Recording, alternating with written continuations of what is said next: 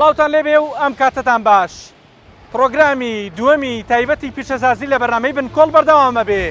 بە دوای هەنێ سەرەداوی تر دەگەڕێین. دەمانەوێ و پرسیارە بکەین تا چەندە لە هەرێمی کوردستان سیاسەتێکی ڕوونی پیشەسازی بوونی هەیە. خاوەن کارگەکان گلەییان لە چی هەیە؟ دەوترێت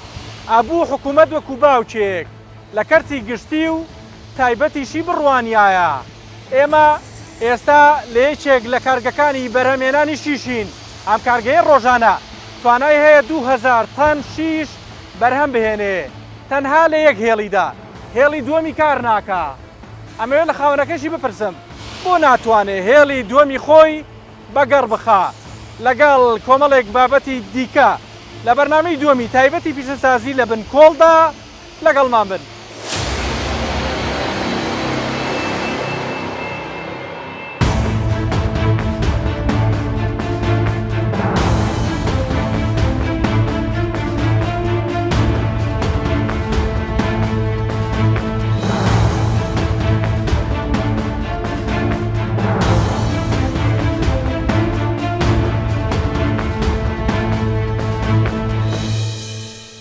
لە ناوچەی پیشەسازی بازیان لە یەکێک لە مەزنترین کارگەکانی بەرهەمهێنانی شیش دەست پێ دەکەین. ئەم کارگەیە یەکێکە لە کارگە گەورەکان لە سەراسی ڕۆژهەڵاتی ناوەڕاست بە تەنها لە یەک هێڵی کارکردندا لە ڕێیبوونی نزیکەی 700 کارمەندەوە وەک دەستی کار ڕۆژانە توانای هەیە 2000 تان شیش بەرهەم بهێنێ کاو ڕێژەیە بەشی هەرێمی کوردستان و عێراقیش دەکا. هەرچەندە بەرهەمی ئەم کارگەیە هەموو بازاڕەکانی هەرێمی کوردستانی تەنیوە بەڵام نەیتوانیوە کێبڕکێی بەرهەمە دەرەچیەکان بکە. شوێنی بە شیشی بیانی لەق نەکردووە. ئێستا توانای بەرهەمی ڕۆژانەی کارگەکە بۆ 1100 تەن دابەزیوە. ناتوانراوە هێڵی دووەمیشی بەکار بخرێ کە ئەویش لە توانایدا هەیە 2000 تەنی دیکە بەرهەم بهێنێ.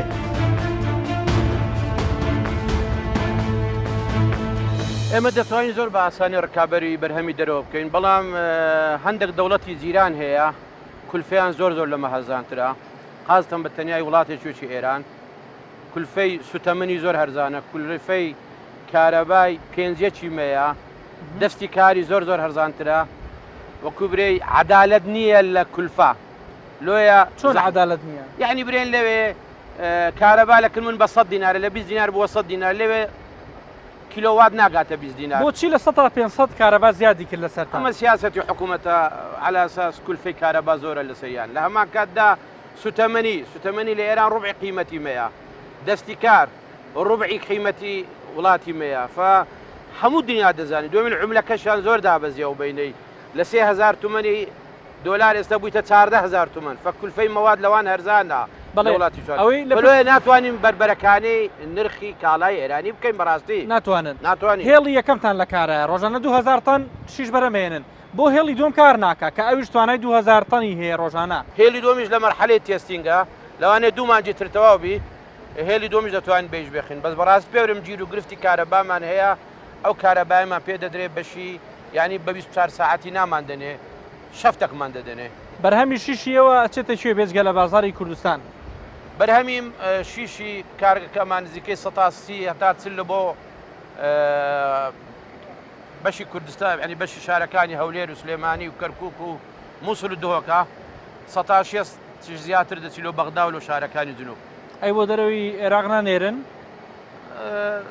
مەوزوعی ناردنەوەی دەرەوەی مەواد بۆ دەرەوەی عێراق سیستەمێکی زۆر معقەدە باوەڕاکەم و ئێستاش بازارەکانمان لە عێراق چعیبی نییە. ئەگەر بێت و حیمایی بەرهەمی ناوخۆ بکرێ مشکلەمان نیە لە عێراق. تا ئێستا حیمایی بەرهەمی ناوخۆ نەکراوە؟ بەنسبەت شیش نەخێر نە لە عێراق نە لە کوردستان حیمایی بەرهەمی ناوخۆ ناکرێت. کێ بەرپرسە لەوێ ئەو پاراستنە بکات؟ وڵەمەیشی دەوڵەت ئەمەیشی حکوومەت ئەمە داوا هیچ لە حکوومەت ناکەین، بەس دەمانەوێ حیمایی بەرهەمی ناخۆمان بکەین. نە سلفەمان دەوێ، نە پارەمان دەوێ، نە قەردمان دەوێ، هیچ شتێکمان لێیان ناوێ، بەڵام تەنیا حیمایی بەرهەممان بۆ بکەن. یعنی حکوومەت زیادکردنی گومرک ئەوش داهاتە بۆ دەوڵەت. یعنی ئەمە تێناگەم چۆن حکوومەت داوا لە من دەکەم گومرک زیاد بکرێ. بەڵێ ئەم ناتوانم منافەسەی هەندێک دەوڵەتی بکەم کە کولفەی مەوادیان 150 لە من کەمترا. بەڵام ئەوانە لەنەگە گومرک زیاکەین جوڵەی بازرگانی نامێنێ کاکۆمەر. ئەسڵەن کوردستان پێویستی بە شیش نییە، چونکە ئەمە لە کوردستانە بەقەدەر دوو هەندی حاجەتی خۆمە شیشمان هەیە. ئێمە هەموو کارگەکانی کوردستان ڕەوانی جنوب و ناوەڕاست دەکەین ئەسڵەن محتاجی شیشی دەرەوە نییە کوردستان. لە دوای ساڵی 2014 و دروستبوونی قەیرانی داراییەوە کارگەکان چەندین فشاریان لەسرە. بۆ نمونە بەرزبوونەوەی نرخی کارەبا، ڕێژەی زیادەی نرخەکە گەیشتۆتە لە 500 بە جۆرێک نرخی زیادبوونی 1 کیلۆوات لە کاتژمێرێکدا لە 20 دینارەوە بۆ 120 دینار بەرز بۆتەوە. والله برادرانی مەسئولین قسوور ناکەن لە قسە، بەڵام کە دێلۆ بۆ ئیشی فعل بە ساڵان دەمان سوڕێن هەتا شتێکمانۆ دەکەن. بەڕاستیت پێ برێم، یعنی ئەمە یعنی حتا ئێستا نازانم مشکلەی مە چییە. ئەمە نازانن پێتان نەوتن مشکلەکان پێیان دەڵێن بەڵێم ئیستیعاب ناکەن، سیقەیان نییە، وی لەم داعی نییە. ئێوەش خۆتان هۆکار نین کە نەتواننەوەن تێبگەێنن. دەیان جار لە گەریان دادەنشین، بەڵام قراردار لە کنیان زۆر زەحمەتە. بەڵێ کتاب دەکرێت بە 3 مانگ و 4 مانگ بزر دەبی، جارێ بە ساڵ بزر دەبی. کەواتە سیاسەتێکی پێشەسازی ڕوون نییە بۆ پاراستنی بەرهەمی ناوخۆ. لەسەر وەرەقە با، لەسەر خوتاب با، بەڵام بەداخەوە یعنی لەسەر ئەم وەرەقەیە ئەڵێن ئەمە سیاسەتە بەداخەوە. ئێستا کەوێتە ناو کارگە جێبەجێ نابێ. کەرتی پیشسازی لە کوردستان لە تەهدیدێکی زۆر خەتەردایە هەموو سێکتەرەکان، ئەمە چیمنتۆیە، ئەمە ئاسنە، ئەمە بۆڕیە، ئەمە کێبڵە، هەمووی لۆ چونکە حیمایە ناکرێ. بەرهەمەکانیەوە پشکنرێ لە ناوخۆ. بەڵێ ئەمە دەتوانین زۆر بە ئاسانی منافەسەی تورکی و ئۆکرانی بکەین و مواصفاتی مە زۆر بە پێی نەتایجەکان دەتوانن برێم لە بەرهەمەکانی دەرەوەش باشترە. داهاتت چەنێ ڕۆژانە یان مانگانیان ساڵانە کاکومەر ئەگە لێرەوە بەڕوونی بیڵێ چ لە کارگەی بەرهەمێنانی شیش چ لە چیمەنتۆ؟ لە چیمەنتۆ قازانج دەکەین، بەس هەتا ئەو دقەیە لە ئاسن زەرەر دەکەین. یعنی ئەم کارگەی کە ئێستا ئێمە لێرەین 3 ساڵە ئیش دەکەین هەتا ئێستا غەیری زەرەر چیترمان نەدیتوە. ئەی قازانجی تۆ چیە لەوەی کە بەردەوام بی؟ وڵات تێکێتون و توش بووین، تازەش بەجێی نایلین، وئیلا هەتا ئەو دقەیە هیچ ساڵێک 1 دینارمان قازان نەکردێ. لۆ بە ڕوبعی تاقە ئیش دەکەی، کولفەکەت گرانە، ناتوانانی منافەسەی دەرێ بکەی. ساڵی 1-2 میلیۆن تەن ئینتاجی بێگانە دێتە ناو وڵاتە. ئەگەر بێت و حیمایە بکرێن جو نتوانی بەرهەمی خۆت بفرۆشی. هیچ قازانجێ ناکەی لەم کارگەیە؟ هەتا ئەو دقەیەوە کارگەی ئاسن خێری دیە. 2 ساڵ پێش ئێستا و بەپێی نووسراوی سەرۆکایەتی دیوانی ئەنجومەنی وەزیرانی هەرێمی کوردستان بە فەرمی ئەوەیەک لاکراوەتەوە کە نابێ کار ئاسانی بۆ بەرهەمی دەرەکی بکرێ کە یاسا لە هەرێمی کوردستان ڕێگەی پێنەدابێ یان هەوڵ بدرێ بۆ کارکردن بە یاسایەک کە لە هەرێمی کوردستان و لە پەرلەمان ئینفاز نەکرابێ. بەپێی نووسراوێکی دیکەش کە واژۆی دکتۆر عەلی سندی وەزیری بازرگانی و پیشەسازی بە وەکالەت لەسەرا لە مانگی 8 ساڵی ڕابردوو دەرکراوە، وەزارەتی دارایی و ئابووری ئاگدار دەکا کە ئەو بەرهەمە دەرەکیانەی لە دەرەوە دێ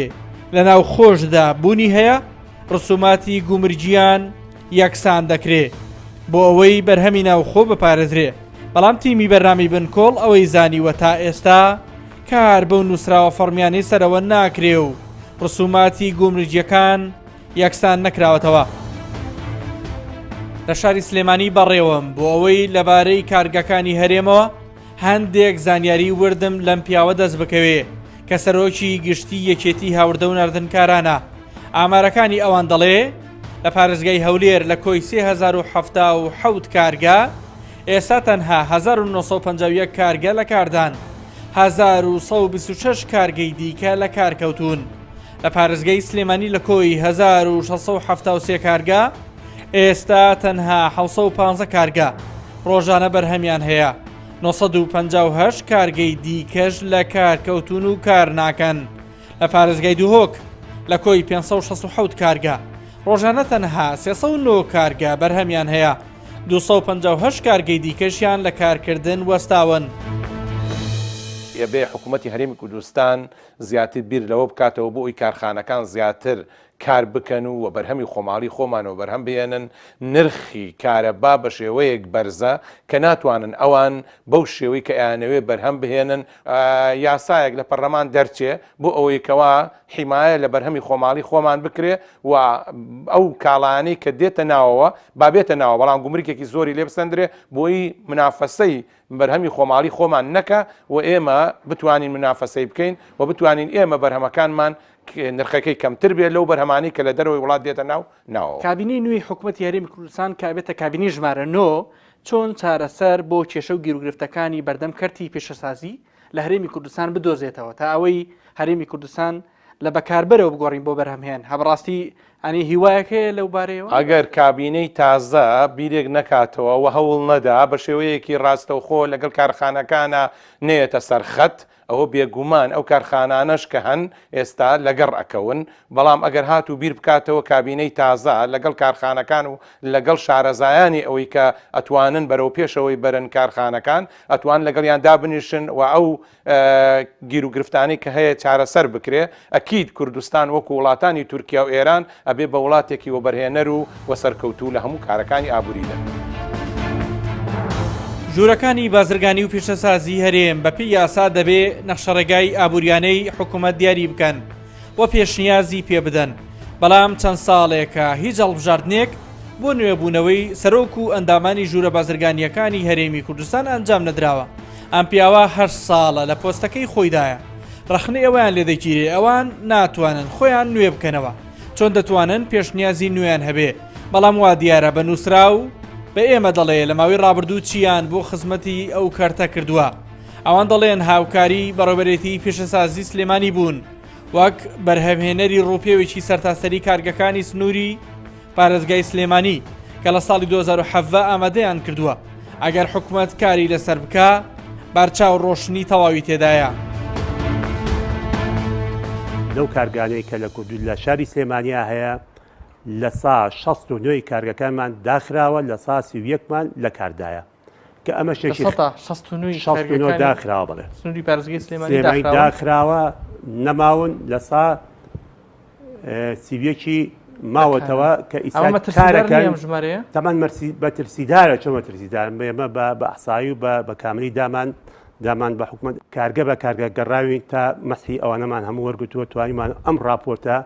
دەوڵەمەنە بدەین بە وەزارەت کاتەوانێ ئەوترێت تۆمەتە ڕاست نییە ئێوە سەرخاڵی کاری شخصی خۆتان بن لە ژوورە بازرگانیەکان ئەوە زین چۆنە ئێمە ئەندامانی ژووری بازرگانی ئێمە کارمەندی حکوومەت نین ئێمە ئیمان هەیە مۆزەفمانێش 6 مۆزەفمانەیە کە لە خوار ئیش و کاریان ئەوەیە ئێمە بەبەردەوام هەمەهەنگین لەگەڵ حکوومەتە لەگەڵ لایانی پەیوەندیدارەکانە بۆی بتوانین کەرتی پیشەسادی و کەرتی کشتتوکاڵی بەرێ ئێمە کەرتی کشتتوکاڵیژنی بۆ ئاگادارتان بەس ئێمە ئەرچی کشتتوکاڵیش ماقسە سەرخۆمان مەسحێکی تاوامان کرد کێشە و گرفت هەبوو لەسەر قاع و داواژنەکان لەسەر کشتتوکاڵ لەسەر پیشەسازی خۆراک لەگەڵ حوزی ماسیەکان 6 تیم 7 تیممان دروستە لەسەر بودجێ ژووری بازرگانی کە هاوکار لەگەڵ بەڕێوەبەراتی کشتتوکاڵی سلێمانیا کە ئەرکەکەی ئەو پارێکە تێچووی ئەو تیمانەکە دەرچەفتوان سەرکی خۆمان ئەمەش هەر بۆ دەوڵەمەندکردن کە بیدەین بە حکوومەت بڵین ئەو نەقعی دەواژن لە کاردایە ئینتاژەکەمان ئەو نەهەیە ئەبێ حکوومەت حیمان بکە. دوایی چەند کاتژمێرێک شاندی USKBC نوێنەری کۆمپانیەکانی ئەمریکا ئەوانەی لە هەولێر کار دەکەن بە هاوکاری کۆنسڵخانی ئەمریکا لە هەولێر و نوێنەری حکوومەتی هەرێمی کوردستان لە ئەمریکا گەیشت ناژووری بازرگانی و پیشەسازی سلێمانی سیروان محەممەد بە ئێمەی وت ئامانج لە ئەنجامدانی ئەم دیدارە زیاتر پتەوکردنی پەیوەندیەکانی بواری بازرگانی و پیشەسازی نێوان هەرێمی کوردستان و ویلایەتە یەکگرتووەکانی ئەمریکایە. دۆ گەشتبینم کە بتوانین کارێک بکەین شەریکاتەکانی خۆمان لەگەڵ شەریکاتە ئەمریکانە بە شێوازێکەوە بتوانین جۆڵێکی پیشەسازی کشتتوکاڵی لە کوردستانە بخەینەگەڵ. دواتریش لە کۆنگرێکی ڕۆژنامەوانی دەیڤید تەفوری سەرۆکی دەستگای USKBC وتەیەکی پێشکەش کرد و ڕاگەیاند هەرێمی کوردستان ناوچەیەکی زۆر ئارامە بۆیە ئێمە بەردەوام پاڵپشتی لە هەرێمی کوردستان دەکەین و هەوڵ دەدەین لە ماوەی داهاتوو پەیوەندیەکانی بازرگانی و پیشەسازی زیاتر گەشە بسێنن. دەچینە ناوچەی پیشەسازی تانجەرۆ پێشەوەی بگەمە ئەو کارگەی کە ڕۆنی ئۆتۆمبیل بەرهەم دێنێ دیمەنی نۆژەنکردنەوەی پردی تانجەرۆ بە گوژمەی 192 ملیۆن دینار سەرنجمان ڕەدەکێشێ. ئەم پەردە لافاوی وەرزی ڕابردووی بارانی بەخۆر لایەکی ڕووخاندووە هەرچەنە ڕوبەرەکەی بچووکە بەڵام تا ئەم ساتە نەتوانراوە چاک بکرێتەوە و گرفتی هاتوچۆی دروست کردووە بە تایبەتی بۆ کارگەکان و گواستنەوەی بەرهەمەکانیان. ئەم کارگەیە یەکێکە لە کارگەکانی بەرهەمهێنەری ڕۆنی ئۆتۆمبیل و هایدرۆلیک و گریس و بابەتەکانی هاوشێوەیان بە بڕی 15 ملیۆن دلار دامەزراوە کە ڕۆژانە توانای هەیە 250 تان ڕۆن بەرهەم بهێنێ لەم کارگەیەدا لە ماوەی 24 کاتژمێردا 150 کارمەند کە تەنها نزیکەی لە 115یان کرێکاری بیانین وەکو دەستیکار سەرخاڵی بەرهەمێنانی ڕۆنی ئۆتۆمبیلن ئەوان نەک تەنها ڕۆن بەڵکو بەرمیلی خاڵی بۆ خۆیان و چەند پرۆژەیەکی دیکەش لە هەرێمی کوردستان دابین دەکەن و خاوەنی پرۆژەکە دەڵێ ئەگەرچی ئەو چەند پرۆژەیەکی دیکەی جیاوازی وەبەرهێنانی هەیە بەڵام بەهۆی ئەوەی بەرهەمی ئەم کارگەی دەڕواتە دەرەوەی هەرێمی کوردستان و عێراق لە وڵاتانی وەکو تورکیا و سووریا و لوبنان بەرهەمەکانی دەفرۆشێ دڵخۆشی کردووە و 3 ساڵە بووە بە هەناردەکار. بەرهەمەکانی ترمان لە ڕۆن و هایدرۆلیک و ئەوە خۆشببختانەیە مە یەکێکین لەو کارگانەی کەوا بەرهەممان ئەڕوا بۆ دەرەوەی وڵات بۆ لوبنان بۆ سووریا بۆ تورکیا ئەم وڵاتانە بەرهەمی ئێمە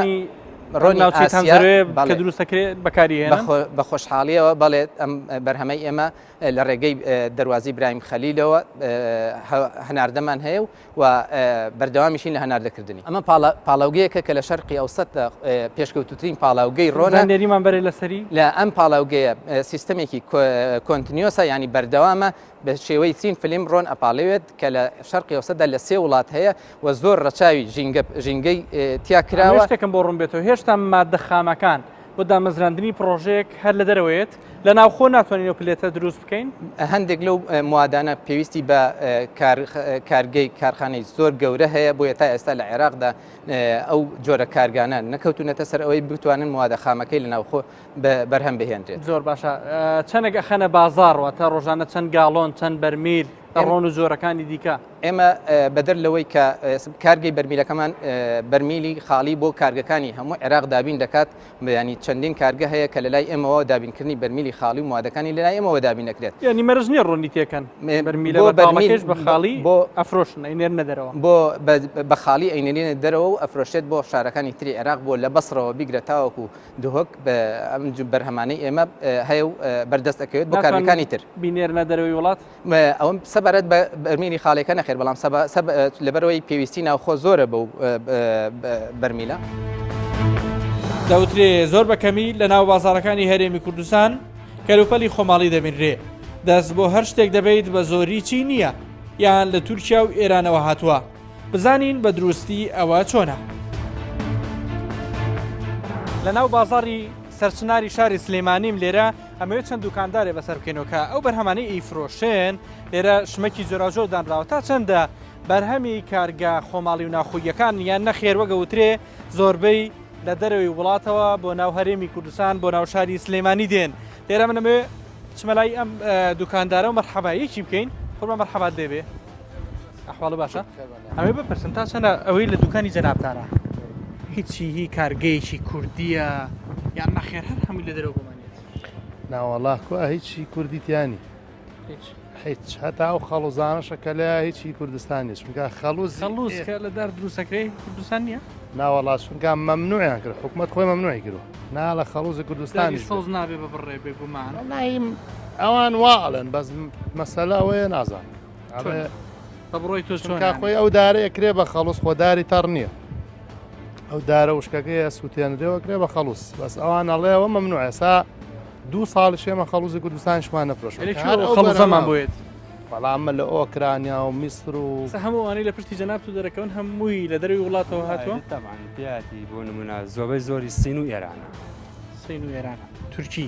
نییە تورکیشی تیا بەکەمی تیاتی بەڵام لەو دووڵاتەوە زۆر تشتی وردیێت باشە سینیە خوازیارنی ڕۆژ لە ڕۆژانەوەی کە توی فرۆشی لە کارگەیەک لە پرۆژێکی پیشەسازی کوردیەوە بێنی بیکرد لە بیفرۆشەوە تەبانەوە هەرزانتریژەکەی بۆ خەڵکەکە و شتێکی باشتریشە و باشترە ئەی چۆن زۆریش باشە نەکە باشە تۆ هێنانیشتی دەرەوت بەلاوە باشتریان نەخێر لە ناوخۆیە هینی ناوخۆ بۆ لەبەر ئەوەی هینی ناوخۆکە هەرزانترەکەی هەم بۆ ئێمە هەم بۆ خەڵکەکەش بەڵام لە دەرەوەیێت مەسروفەکەی زیاترە خوازیارنی ڕۆژی لە ڕۆژانەمانە لە کارگەیشی کوردیەوە بهێنیت بیکڕی بیفرۆشیت ئەوە خواستی هەموو هاوڵاتێکی وڵاتەیە کە شتێکی لەو بابەتە بێ بەس ئایا حکومەتێکی وامانەیەوە کات ئەکرێت ئەوە پێشنیاست چیە داوات چیە ینی بۆی کە باەق بە کارگە پیشەسازیەکان بدرێن بەرهەمانەکە بەرهەمێکی هێندە ئالۆز نینەی لە ناوخۆیان دروست نەکرێت بۆ لە سین و ئێران و تورکیاوە بێت وەڵاهی داواکارن کە ئەم حکوومەتە ینی پەرە بەو شتانە بیات لە بری ئەم شتانەی کە لە وڵاتان لە ناو وڵاتەکەی خۆتا بێ بۆی داهاتەکەی بۆ وڵاتەکەی خۆت بێت و لەگەڵ ئەوەشا تۆ ئەم داخستنی حدود ێسا حتا سەر لە ئێرانەوە شت زۆر بەکەمیە ئێران نایڵ شتەکان بێت لەبەر ئەو مەسەلەی حەسارەی خراوەتە سەری شتەکان ڕەوانەی دەرەوە ناکات ئیتر شت زۆر کەم بۆ تەسە تەنانە شتە ئێرانەکانیش گران بوو باشە کوالێتی شتی دەرەوت بەلاو باشترێنەوەی لە ناوخۆ دروستەکرێت وەڵی خۆشتی ناوخۆمان نییە شتی ناوخۆ نازەم ئەوەی کە هەیە هەندێک کارگە هەن کە دوای کوالەتیەوەن باشترە کێبەرچی وڵاتانی دەرەوەکەوە کوتور چاوێرانی ماڵ وڵا هەتا ئێستا ئەوەی کە یەت ئێستا بۆ نمونە هەنێ بۆری و ئەو شتانە هەیە لە هەولێر و لە سلێمانیان دروزەکرێت کوالەتی تورکیەکە چاکرە مەلایاسین ماوەیەکە وەکو سەرۆکی یەکێتی وەبەرهێنەرانی کوردستان خۆی دەناسێنێ ئەو دەڵێت نەک لەسەر ئایندەی پیشەسازی بەڵکو لەبارەی چۆنێتی پێکهاتن و تێکەڵکردن و کەمکردنەوەی وەزارەتەکانی کابینەی نوێی حکوومەتی هەرێمی کوردستان زانیاری وردی لەبەردەستە ئەو بە زەردەخەنە و بە ئومێدەوە بۆ ئایندەی پیشەسازی هەرێمی کوردستان وتەکانی خۆی ئاراستە دەکا و سەرنج و ڕەخنەکانی خۆی دەخاتە ڕوو. ئەمە بابەتێکی زۆر گرنگە ئێوە ئەو بەرنامەتان بۆ تەرخان کرد و هیوادارین دوای پیشەسازیش دەست بەرن بۆ سێکتەری کشت و کاڵیش و گەشت و گوزاریش بۆیە لەلای ئێمە وەک وەبەرهێنەران و بە تایبەتی لێکێتی و بەرنان کە بەرنامە بەشیەکەمان بینی پێشوازێکی زۆر گەرممان لەو بەرنامە کرد و بڕاریشمان ناوە هەوڵی تەواو بدەین هەوڵی جددی بدەین بە هاوکاری کەناڵی کوردستان بیستواری خۆشەویست ئەم بەرنمەیە بۆ ماوەیەکی درێژخایەن لەگەڵ بابەتی ئابووری کوردستانە بە شێوەیەکی گشتی بێ بەڵکو ئەو بابەتانەی کە حکوومەت ئێستا ئیشی لەسەرەکە بۆ ژێرخانی ئابووری کوردستان بە تایبەتی بژانەوەکەی لە ڕێی میدیاوە زیاتر خزمەتی بکرێت. بەڵام لە 2014ەوە کاتێک شەڕی داعش ڕۆیەیە یەخی هەرێمی کوردستان نەکرێ کاتێک قەیرانی دارایی دروستە بێت چەندین کارگە و پرۆژەی گەورەی پێشسازی داخران وەستان لەسەرمانە قسەتان چییە؟ هەرێمی کوردستان لە 2014 ناچار بوو لە ڕێی هەندێک لە وەزارەتەکانی خۆیوانەیە ئەو وەزارەتانەی پەیوەندیدارن بە دەستکەوتنی داهات بە تایبەتی وەزارەتی سامانە سروشتەکان وەزارەتی کارەبا لە ڕێ وەزارەتی داراییەوانێ بەڵێ بە دڵنیاوانێ ئیشان بۆ کرد بۆ ئەوەی ئەو پارەی کە حکوومەت دەستیەکەوێ مانگانە بە هەموو خەڵک ئەمە بزانێ زۆر کەسێ باسی ئەمە ناکە حکوومەتی هەرێمی کوردستان بۆ دەستکەوتنی موچە تەنها موچە هیچ شتێکی بیر نەما چونکم کارە ساتە ئابوووریەکەی کوردستان ئەوەندە گەورە بوو ئێستێمە هێواشی واشخەری کاکەونە ڕۆژی خۆشەوە هیوادارم نەم ڕۆژە خۆشانەی کە ئێستا جوڵەی بازار و کەرتی پیشەسازی و کەرتەکانی تر خەریکە دەست پێکاتە ئەو ڕۆژانەمان بیر نەچێتەوە 2004 بەڵێ سەبەر ڕۆژە خۆشەکانە چین ئێستا دەستی پێکردووە یعنی بەڕاستی لە مانگی 2010 وانەیە ئەم بازاڕی کە هەمانە بە تایبەتی لە دوای چاکردنی پاشەکەوتی موچە بازارێکی ترە ئێمە نابێ هەر بڵێن نرخی نەوت بەرز بۆ شەڕی داعش نەما لە کابینەی نۆیە حکوومەت دڵنیام لەوە کاموا ئەبێت لە 14 وەزارەت زیاتری نابێت و هەروەها لە احتیمال دەستێ 4 دەستگای بە قۆتی شێبێت دەستگاکان دەستگای چاودێری بن چیمەنتۆ لە کوردستانە کاکە بەڵڵاهی 7 ملیۆن تەنمان هەیە ساڵان نازان چی لێ بکەین ئاسنمان هەیە دەرمانمان هەیە شیرەمەنی لە کوردستان